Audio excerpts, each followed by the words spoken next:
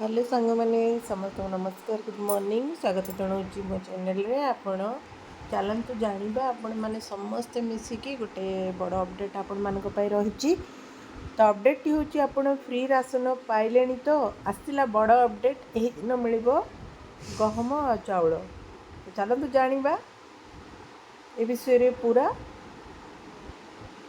जदि आपण मागणा राशन लाभ उठाऊँ तेज मागणा राशन बंटन तारीख को नहीं बड़ अपडेट आसी मास मे 14 रु मे 29 मध्य राशन बंटन हेब। डीएसओ विजय प्रताप सिंह सूचना देते योग्य राशन कार्डधारी को 2 किलो गहम एवं 3 किलो चाउल दिज्व। यह व्यतीत जो मानकर अंत्योदय राशन कार्ड अच्छे से 14 किलोग्राम गहम एवं 21 किलोग्राम चाउल मागणार दिज्व। तो जानिले बड़ परिवर्तन जे राशन कार्डधारी मानकर जो मैंने 5 किलो पाँच से मैंने 2 किलो गहम और 3 किलो चाउल पाइबे। और जो मैंने अंत्योदय कार्ड रे पाउचंती से मैंने 14 किलो गहम और 21 किलोग्राम चाउल मागणार पाइबे। कार्डधारी माने पोर्टेबिलिटी सुविधा पाइबा जारी रखिबे। जो मैंने राशन कार्डधारी आधार प्रमाणीकरण माध्यम राशन ग्रहण करती नहीं वितरणर शेष दिन में मे 29 मोबाइल ओटीपी जांच माध्यम मागणा राशन पाइपर।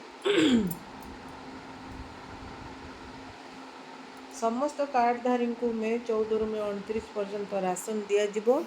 एसहित ग्राहक को मोबाइल ओटीपी जांच माध्यम बंटन करा जो माने राशन प्रदान शेष दिन में आधार प्रमाणीकरण माध्यम खाद्य सामग्री पाइपर नहीं।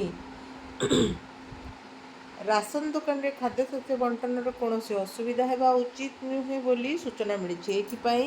एक सिस्टम प्रस्तुत करा जायछि। डीएसओ लखनऊ कहिचंती जे राशन कार्डधारी उचित हार रे 6 किंबा अधिक यूनिट थिबा एवं 60 वर्ष अधिक वयस्क व्यक्ति नाम आयुष्मान भारत गोल्डन कार्ड तालिका रे अंतर्भुक्त हवा उचित। आ सेमानकर आयुष्मान कार्ड तैयारी करने को बार कोड लगाई करी से प्रचार प्रसार करने को पड़ो। तो आपण मैंने जानिले ये अपडेट टी कौन ना डीएसओ कहते 60 वर्ष अधिक वयस्क व्यक्ति नाम आयुष्मान भारत गोल्डन कार्ड तालिका रे अंतर्भुक्त करा जायछि। आउ सेमानकर आयुष्मान कार्ड तैयारी करने को बार कोड लगाई करी से प्रचार प्रसार करने को पड़ो। तो आज अपडेट विषय आपण मैंने जानिले जदि किसी जानीपार ना ताहले निश्चय मते मैसेज करेंगे मैसेज बॉक्स रे बा कमेंट करेंगे। तो मुझे तार उत्तर निश्चय देवी। आज अपडेट जदि आपण मानक भल लगी ताहले निश्चय गोटे लाइक करेंगे वीडियो को। जदि आपण मो चैनल नुआ अच्छा ताहले चैनल टी निश्चय सब्सक्राइब करेंगे अन्य मानक शेयर करदे। पुणी देखा आपण मान गोटे एमती वीडियो से पर्यटन मुझे जय हिंद जय भारत वंदे मातरम जय जगन्नाथ।